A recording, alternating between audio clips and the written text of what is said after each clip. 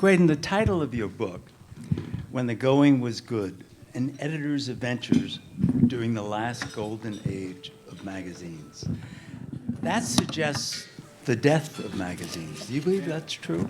It's a nightmare of doing a magazine. And when they are losing money, you can't flush the money down the toilet fast enough. And when they're making money, you can't go to the bank fast enough. But it's basically just a different way. I read all the foreign papers on my iPad. And even when I go to London, I don't get the Times of London or anything like it. I prefer it on my iPad. So if you could go back, considering what you've learned about disruption and the digital age, could things have been done differently to save or spare magazines some of the turmoil they've gone through? I think that publishers got very lax in how they sold their magazines. So at Condé Nast, and at Hearst, subscriptions often went for, $8 for a year. Sometimes magazines would sell them for $5 a year. And they made up the money with advertising. And the moment the internet came along and, they could pinpoint, 8 dentists on the Upper East Side, it sort of laid waste to that, buying, a million copy magazine at $100,000 a page. I think that magazines, I think publishers ignored it for far too long, and that if they had embraced it, and in the same way the newspapers lost all their money to the Craigslist from the want ads, I just think they were sort of happy with doing what they did, and they missed their chance. When Cy Newhouse decided to offer you the job, at first he offered you 2 jobs. You thought New Yorker magazine or Vanity Fair. But when he talked about you coming to work for him, he had just come back from a European swing, and he was very impressed that you appeared, at the time, the editor of The Observer, a weekly newspaper in New York, that you were everywhere and everyone was reading you. How did you trick him to think?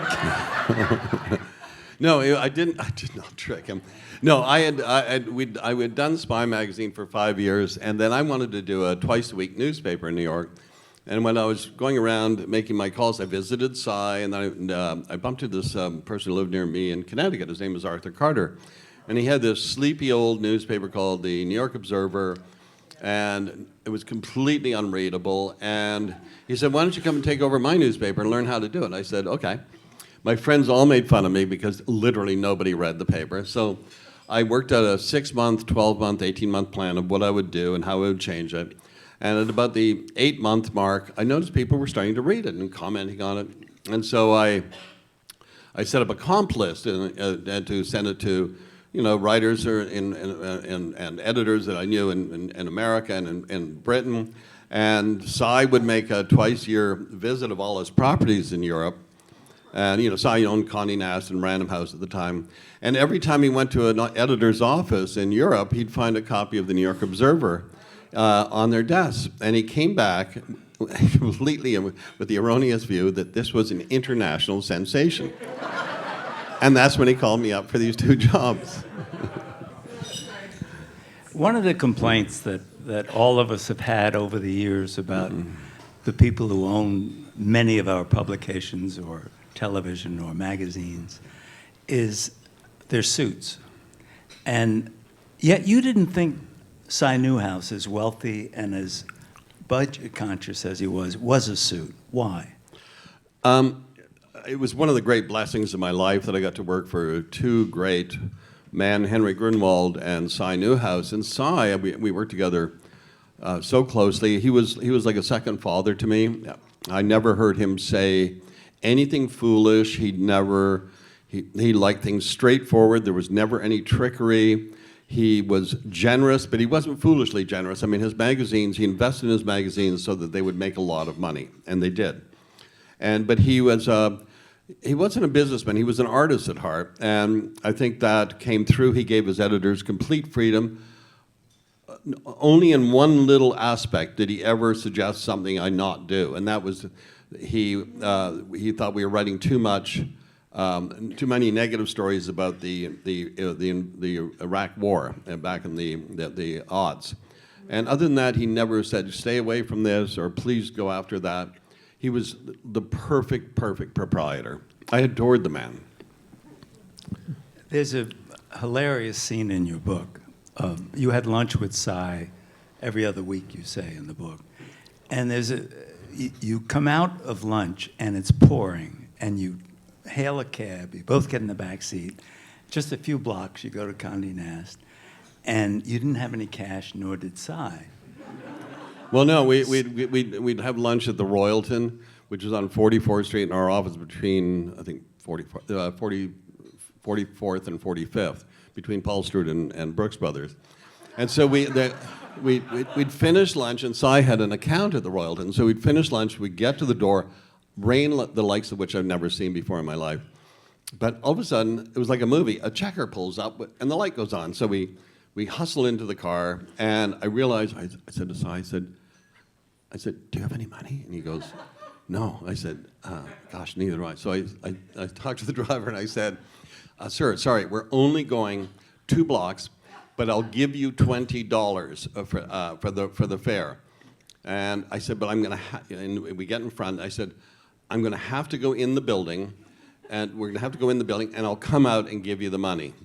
And the driver looks like this, and then he looks around and looks at Cy, and he says, okay, but the little guy has to stay in the car. Cy loved that story. So do readers of the book. I told it at his memorial. Yeah.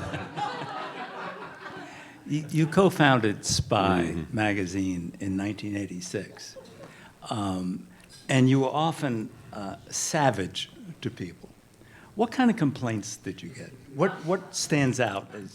Well, yeah, we were tough on people, and we at one point, a mutual friend of ours, John Scallon, a very dear friend, he was often calling me and saying, you've gone too far on one thing or another. But Larry Tisch had bought CBS and was firing people from CBS News, so we did a column on him. And we had this thing that we'd make up funny epithets for people like Shirley Lord, who was married to Abe Rosenthal, the executive editor of the Times. We called her a bosomy, dirty book writer. Donald Trump was a short-fingered vulgarian. Something that still bothers him to this day. And for Larry Tisch, this is going to sound really cruel, but we called him a churlish dwarf billionaire. So Scanlon calls me up in a rage, because he was working with Tisch at the time, and said, you really have gone too far this time. I said, what are you talking about, John? He said, well, first of all, in those days we had landlines, and I used to have one of those cradles on my phone. And so I have one hand free, and he's saying, well, first of all, Larry is not technically a dwarf. So I write that down. So we do a column on Larry Tisch the next month, and we stop it by saying we have a correction to make. We got a call from a CBS factotum pointing out that Larry is not, in quotes, technically a dwarf.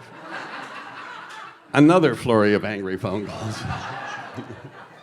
What happened with Gore Vidal?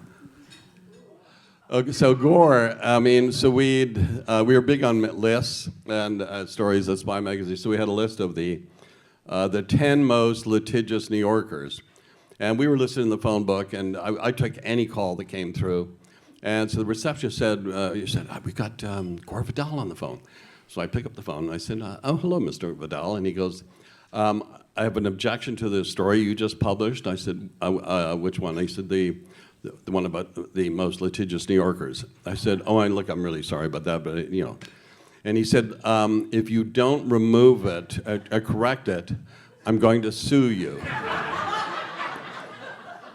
And so I was about to say, "You don't see the irony," and he hung up on me. And we worked together at Vanity Fair 20 years later, and we were having dinner, and I reminded him of this phone call, and I said, "Do you see the irony in this now, that you're going to sue us over being called litigious?" And he goes, "No." So I dropped it. One of the other victims of yours was Ralph Lauren. And then you take over Vanity Fair, and he's a major advertiser. How did you make amends? Yes, we used to we did a story on short men, and and we'd run photographs of Ralph, and there'd be the picture would be this big in the magazine, and we'd write "not actual size." And so, yeah, when I took over, I had a lot of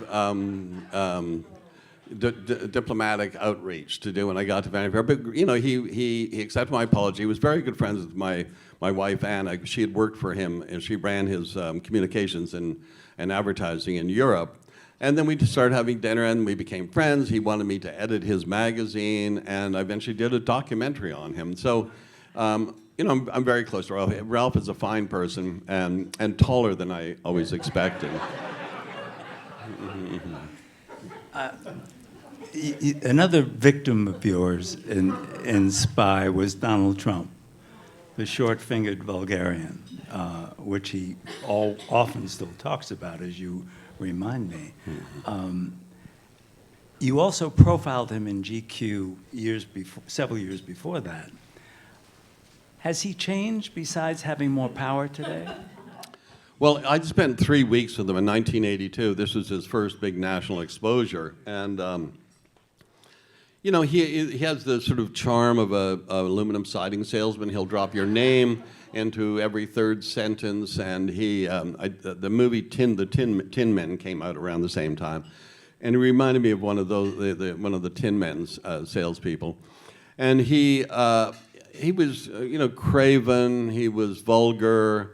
He was selfish, he was egotistical, and those are the best things I think you can say about him now, given the person he has become. I would never have seen him in this position, and I would never have anticipated that he could be so stupid. And I think he is unhinged. And Howard Kaminsky, who published The Art of the Deal for Random House, I remember Howard telling me that Trump was about the stupidest person he'd ever dealt with.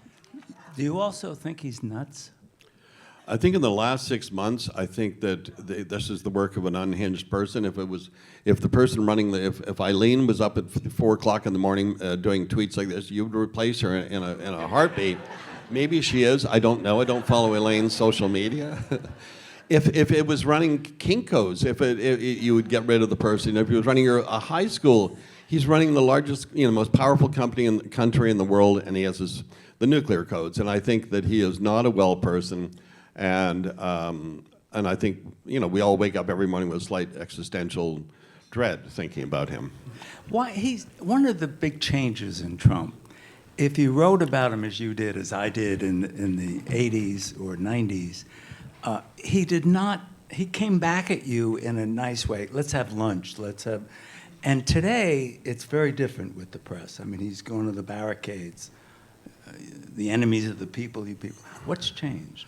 Well, it's unusual because politicians are used to putting up with you know, extraordinary amounts of abuse. He's just so transactional. He kept trying to threaten us at Spy with lawsuits and that sort of thing. And when I became the editor of Vanity Fair, he started writing me complimentary notes and congratulating me, invited me to 2 of his weddings. I went to the one with Marla Maples. It was at the Plaza Hotel. You were in and out in 2 hours. It was like, I would say it's like a product launch. And there's no emotion in it whatsoever. And then when Twitter was invented, we have a thing at the Waverly Inn, which we're part owners of down in the Village. And at the top of the menu for the past 20 years, there's a quote that says, "Waverly Inn, worst food in the city, Donald J. Trump." And he started tweeting about me, and he would just call me a loser, and that the Vanity Fair was sliding, and that the Oscar party wasn't hot, and then my wife said I was a total loser, and she said I didn't use the word total, and so he, you know, that was sort of like fun banter, but then when then in the White House, it became, you know, serious stuff, and I don't envy the executives who had to, you know, crumble under him, but I don't have any respect for them either. I mean, both at ABC and CBS. And I admire Emma Tucker, the editor of the Wall Street Journal, and, you know, she's backed up by Rupert Murdoch, and say what you will, they're standing up to him. As is the editorial page. Very much so. Let's go back to Vanity Fair. You're sitting in the editor's chair. You're reading lots of manuscripts. What makes a great magazine piece? Well, you know, so we were a monthly magazine. Most of our competition was weekly, like for instance, The New Yorker. And so we had to find stories that if you ordered them up in March, say, that you probably couldn't get them into the magazine much before July or August, because it would take 2 or 3 months to report, and then a month to edit, and fact check, and go through legal review and layout, and get photographed. So I looked for stories that had 4 elements. One was access. I think it's important for the reporter to have access to either the principals or the people around the principals. You needed to have some sort of narrative, and by the time we did the story, there often was a beginning and a middle and an end to a story. You needed conflict. 2 people fight. One person buying something is not interesting as much as 2 people fighting over the same thing. So conflict was essential in some way or another. And then you needed disclosure. You needed to move the scholarship on that story. In a daily newspaper, the scoop, if there's a scoop, it's often in the first sentence or the second sentence. In a weekly magazine like Time or Newsweek back in the day, the scoop would be in the first paragraph or second paragraph. But in a magazine like Vanity Fair, the scoop would often be within the narrative arcs. It could be on page 7 or that sort of thing. And so it was, I just looked, we never did any studies. I thought if it's interesting to me and my colleagues, we figured it'd be interesting to the readers. What was the lead time from the time you signed off on a piece till it then appeared in the magazine? How many weeks? Well, it depends on the story. Rarely would it be back in under 3 weeks. Some stories we worked on, a number of stories we worked on for years. I was in my office one day and I got a phone call from this man who said he represented the man who was Deep Throat, and this is pre-internet and all this. And he was a lawyer, and Deep Throat was then the biggest sort of mystery in journalism and in American popular culture.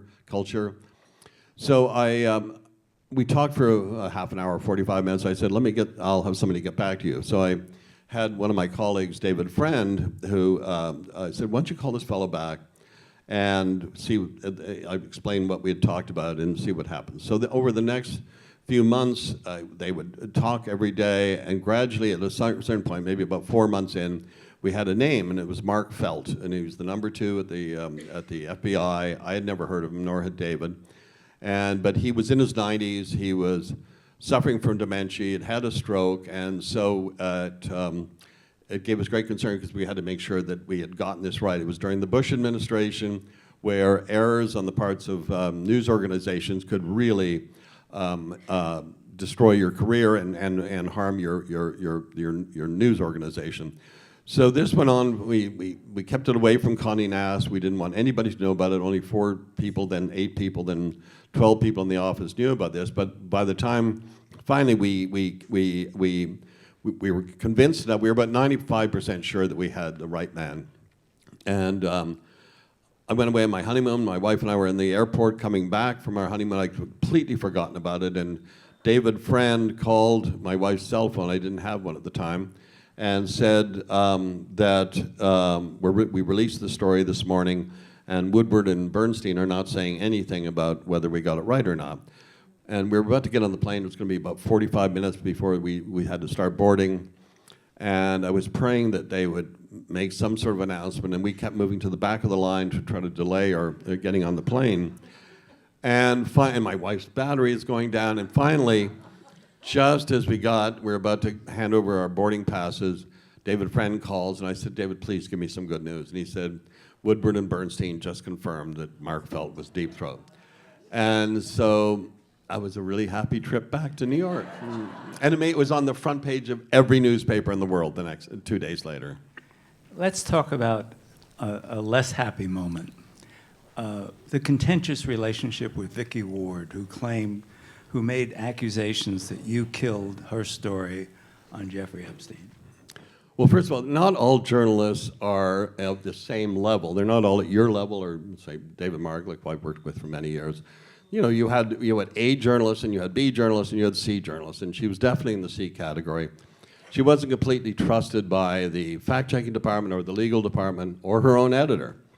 And so I put her on this story. I'd read about this man flying Bill Clinton around in his airplane. This is before everybody had an airplane, you know, that are in the pages of page 6. And I thought it was unusual, and she did it. And then she came back and said that there were 2 women who said that he had sexually abused him. And Jeffrey Epstein, as most people in this room know, there are libel rules for public figures, and there are libel rules for private individuals.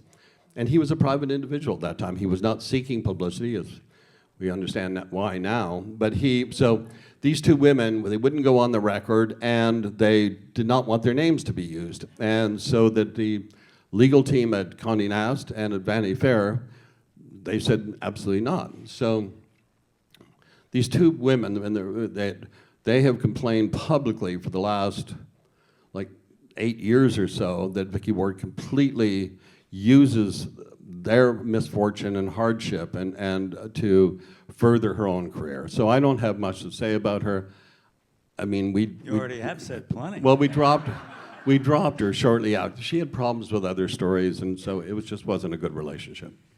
So, But hold on, just a second. By the same token, if you looked at the masthead in 94, and you looked at the masthead in 2014, basically all the same people are on the masthead. People stayed forever. So it wasn't like there was a churn at all. but when you took over the magazine, there was a churn. You talk about 3 people who were there who you decided you had to get rid of. Well, I had never, I don't think I'd only fired 1 person up to that point in my life. And I'm not a disruptor, I'm a custodian at best. And so I came in, and they hated me when I first came to Vanity Fair. Tina Brown was his predecessor. We had made fun of her, we had made fun of the writers, we had made fun of the house writing style at Spy magazine. So I was the least popular candidate to wash up on their doorstep. And so I said, I'm not going to fire anybody. And so I gave everybody, I thought 2 years. I was trying to make it my own magazine, but I gave it 2 years. And finally, I narrowed it down to 3 troublemakers in the office that I just could not bring around to my way of thinking. And I got rid of them all in a 2-day period, and life changed. I wouldn't even bring my children to the office before that. It was so poisonous, the atmosphere. And so after I got rid of these 3 individuals, then I had 23 relatively wonderful years. So a new editor was appointed at Vanity Fair just a couple months ago. Good choice? Great choice. I mean, he'd worked at the magazine. He was an assistant 15 years ago.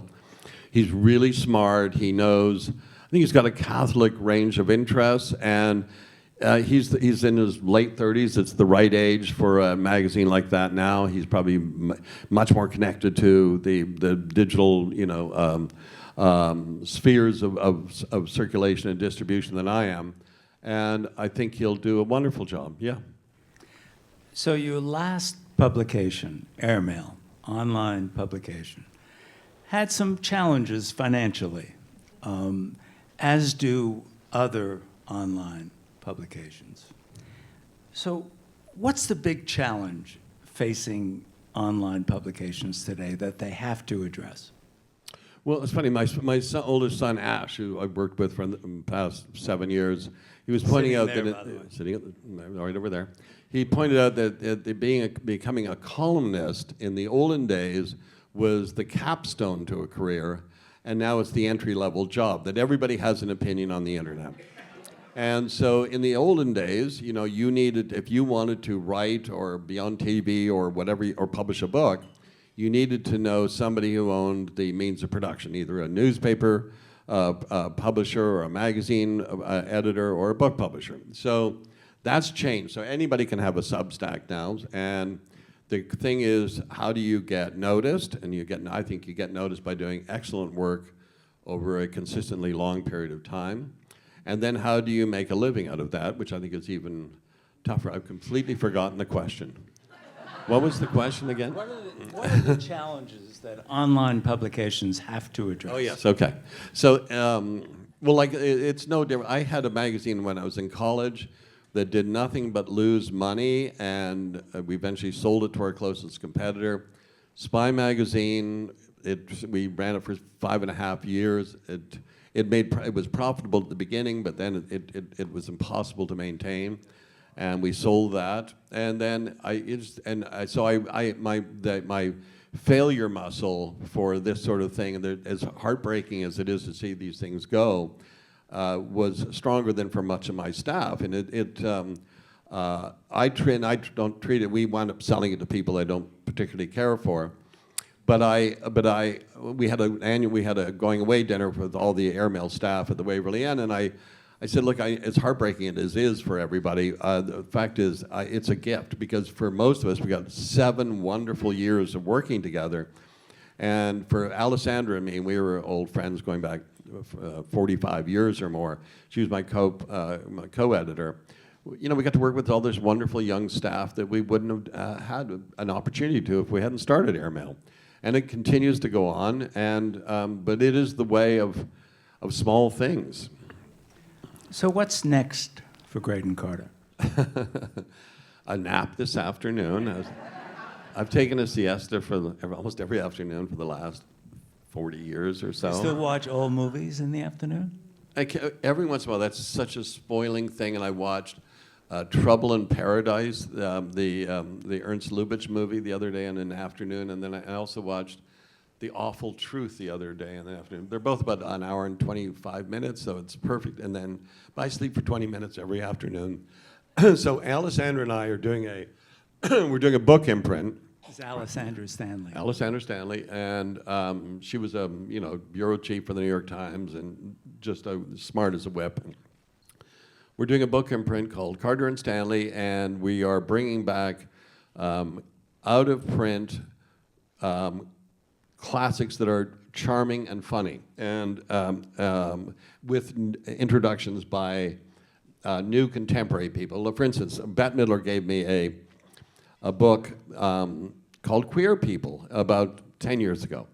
And I read it. It was as fresh and as funny as anything I've read today. And it was written in 1929. And it was by these 2 brothers who wrote 3 books and basically disappeared. And they wrote one book set in 1929 in Hollywood, a book set in New York City in 1930, and a book set in London in 1931. And so we, 5 years ago, we decided we'd do the same print, but now we're doing it independent of Airmail. And so we will have Bette write an introduction to those. There's another book called The Diary of a Nobody, which I think is the funniest book ever written. It's out of print, and we will have somebody like Larry David or Seth Meyers write a new introduction for it. And we're going to have 6 books in the first year and try to do 6 every year. It's a lot. It is, and we've got a wonderful designer who I worked with at Vanity Fair and Airmail, and it gives us a chance to see each other a couple of times a week. Now, you've also done, over the years, a number of documentaries. Anything in the documentary front for you? Yeah, no, it's funny because I came for lunch here when you had E. Jean Carroll, and I was one of the producers on the documentary about her, and we had the documentary was finished. It got a great tribute at film festivals, and nobody would pick it up to distribute. And we finally found a distributor, and so that'll probably come out this fall. I have a documentary that's also finished on Karl Lagerfeld. I think it's the most beautiful fashion documentary ever done, and it was financed by Paramount Pictures like 4 years ago, and it was finished late last year, but it's been sitting on a shelf because they fired all the distribution and salespeople at Paramount. So there's nobody to sell it on to Netflix or Amazon. And I'm doing one on Christopher Hitchens for HBO. He was a dear friend of yours. Very dear, yes. And then Ash and I are working on possibly one on this report from Iron Mountain, which it was a parody that came out of the 1970s that was spearheaded by Victor Navatsky, and it was picked up by the right wing a decade or more ago as gospel, and they're treating this parody as a real thing. And the underlying premise of Report from Iron Mountain was that the United States economy could only survive if the country was on a permanent war footing. So anyway, so that we're thinking of a documentary on that as well. So looking back on a long and productive career, greatest regrets? Not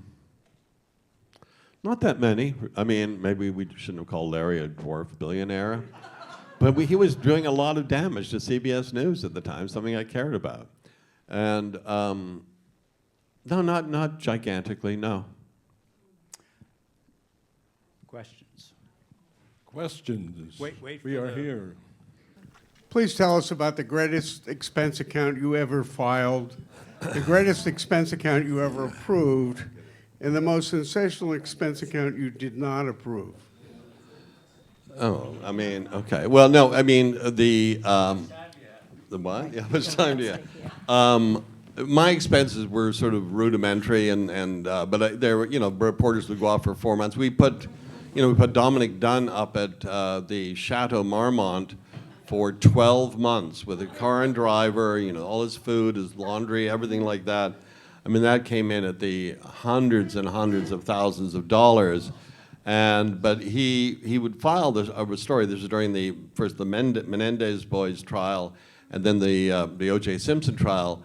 But we charged $100,000 a page for advertising, and the advertisers scrambled to be around his copy every month. So we either made a profit or broke even on that sort of thing. Ken was reminding me at lunch about we were in negotiations with Annie Leibovitz over our annual contract, and I was having lunch with Cy, and he said, "How's that going?" I said, "Well, we're about a $250,000 apart in between what she wants and what we want to pay." And Cy thought for a second. He said, "Oh, let's give it to him. I don't want to nickel and dime them." And I mean, those were the days. But the magazine was hugely profitable, and I never turned down. One writer was away in Peru for like 4 months, and he bought an anniversary gift for his wife on expenses, and we covered that. And I mean, I just thought, I wanted to save his marriage. It didn't last, actually, but I'd sort of like to get that gift back. But you also wrote in the book about the expenses at Time Magazine. Friday night cars out in the Hamptons. Well, yeah, when we worked at Time Magazine in the late 1970s, and it was an incredible group of people. It was like Walter Isaacson, Jim Kelly, who became the editor of Time, was my best pal. Rick Stengel, who became the editor of Time. Kurt Anderson became my partner at Spy Magazine. Alessandro Stanley became my partner at Airmail. Maureen Dowd, who's still at the Times, Pulitzer Prize winner. Frank Rich, who went on to become the chief theater critic for the Times and then a producer of Succession and Veep. Michiko Kakutani then became, for 30-odd years, the chief book critic of the Times. I mean, I could go on. And none of us had an expense account before. And so, every 3 days a week, you'd go out to lunch, and you'd have lunch and split a bottle of wine. And this is the days when the receipts were those little cardboard things you tear off at the bottom. And we'd make up some incredible lie. And everything was covered. And we felt we were in heaven. I couldn't cook before I came to New York, but I didn't cook a meal for years. And Michi, she kept all her galleys in her oven. She doesn't cook at all. Graydon, CBS is in dire straits now. What would you do to try to revive this legendary network? Gosh, I'm not the person for that, but I don't think Barry Weiss is either. I have a feeling that she probably hadn't watched CBS in 10 years, and as I say, I'm not a disruptor, so I would go in, I would watch everything they put on for 6 months, I would talk to people, and then I'd start making moves. She started, breaking the china on the first week, and it's not been a good effort. I mean, I don't follow this that closely, but I know their ratings are lower than all the other networks. And I used to watch the evening news until about 10 years ago, and then my wife found it just too depressing at cocktail hour, and so not anymore. No. But if you go back to the 80s, 9 out of 10 people watching television at night were watching the 3 networks, one of the 3 networks. Today, 2 out of 10 watch the 4 networks. One of my favorite parts of the book was the list of banned words that you had.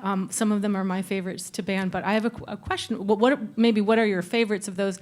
But language changes. Have you rethought any of those bans? Yeah, I think language has to change with the times, and you know, use words like reach out, which probably people didn't, other than physically in the olden days.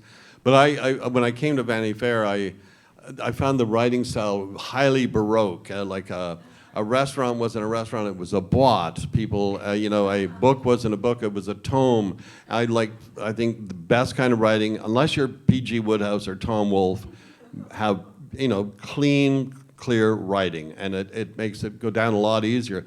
And we'd run stories at, you know, 20,000 words, and if there was writing pyrotechnics in that 20,000 words, you wouldn't make it past the first 500.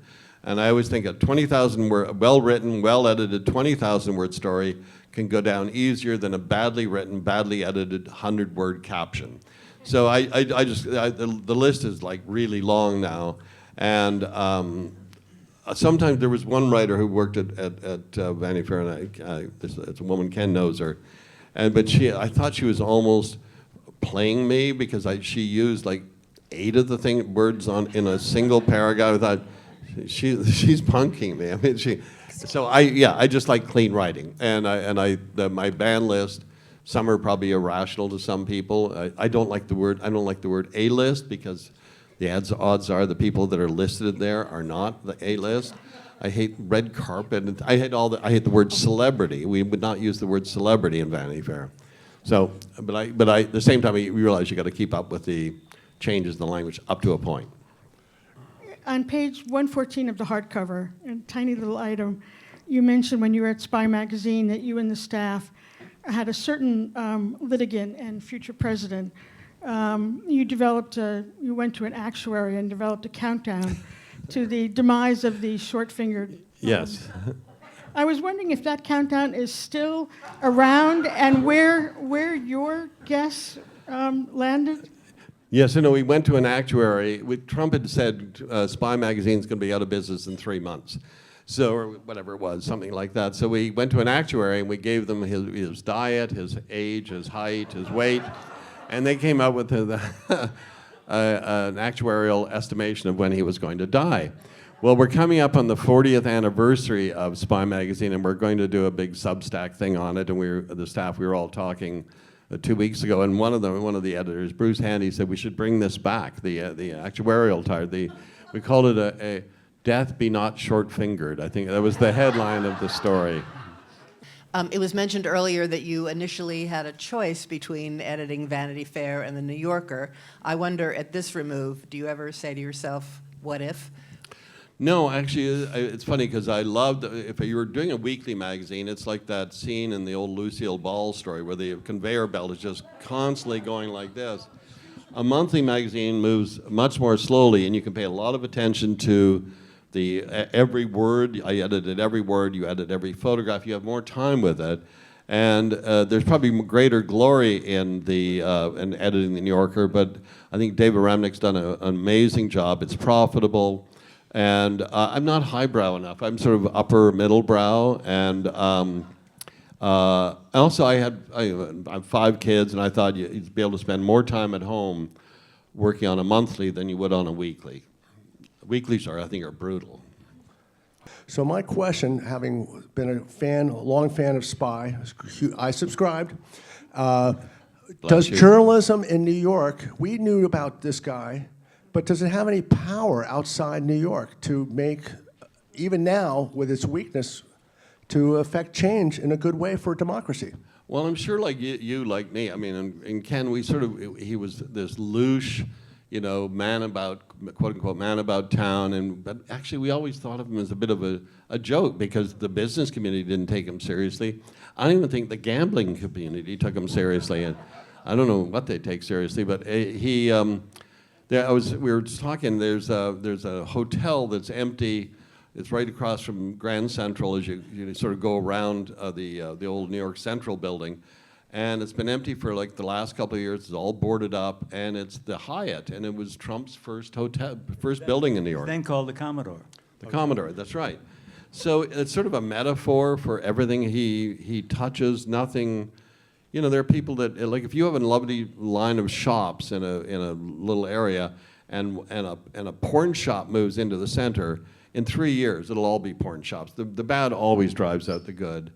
And you know, I think we just took them too lightly. In fact, it's funny, the old Vanity Fair, which ran from 1913 to 1936 under one editor, Frank Crowninshield, it was very much the sort of voice of the jazz age, but it lost its footing when it treated the rise of Hitler, it treated him as a sort of funny, comical, paper hanger, and not as the figure he was becoming.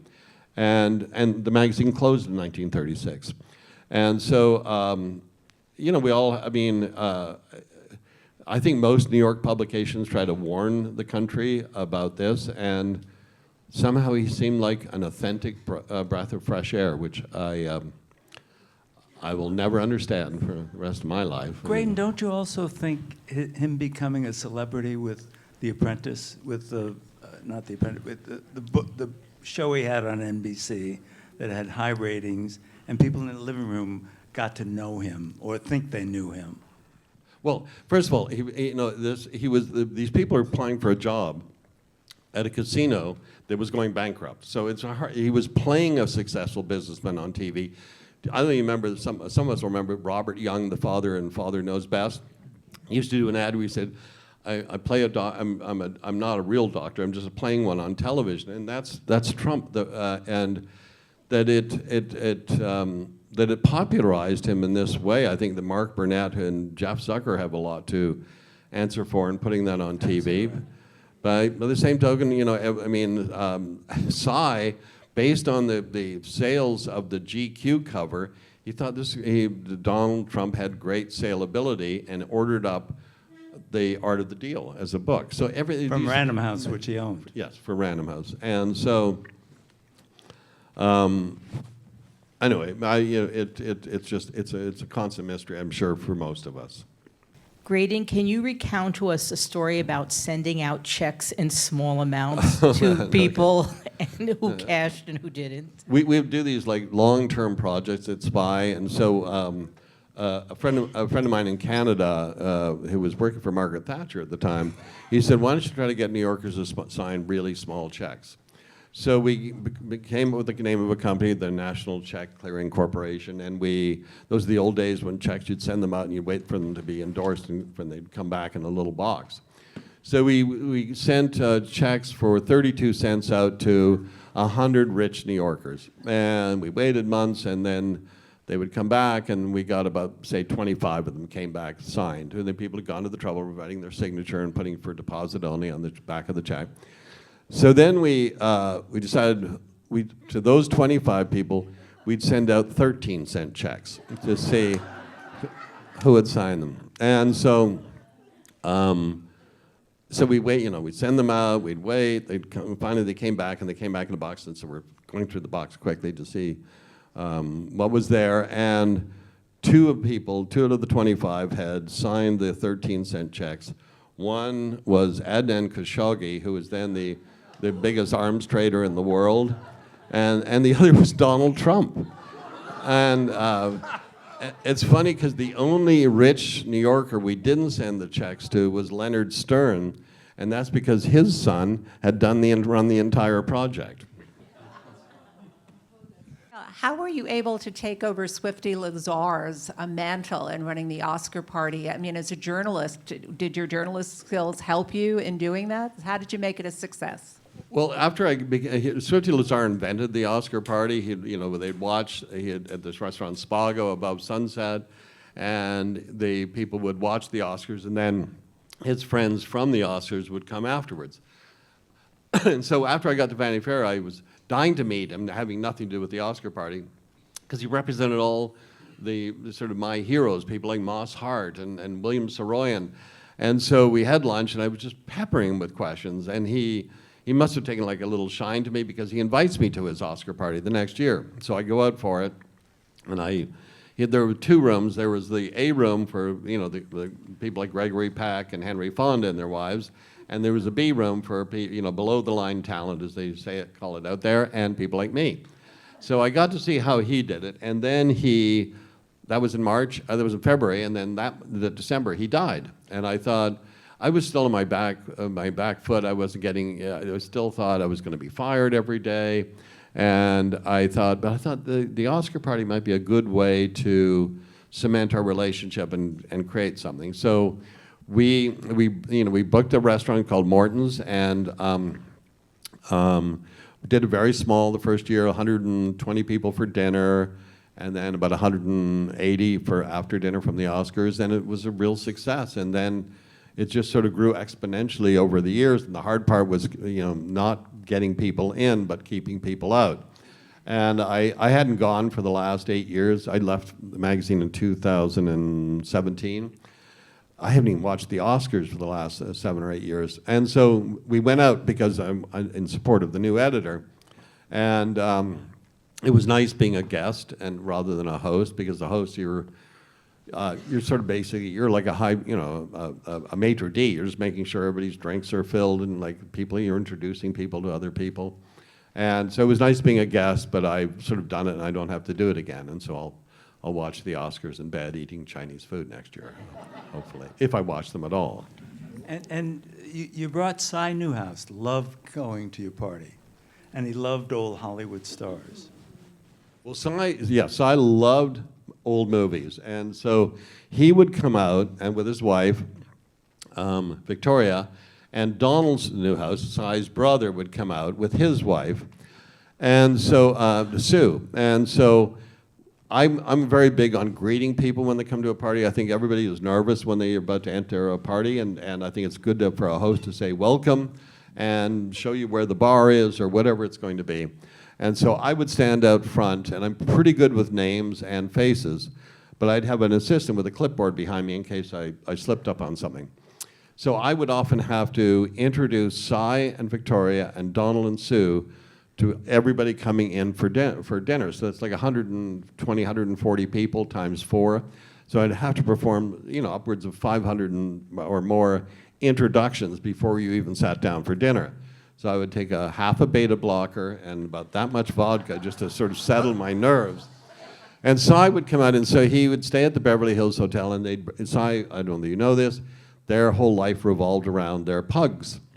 And so one year we booked a bungalow for them, but it had a skylight, and Nero, their pug, could not sleep unless it was really dark.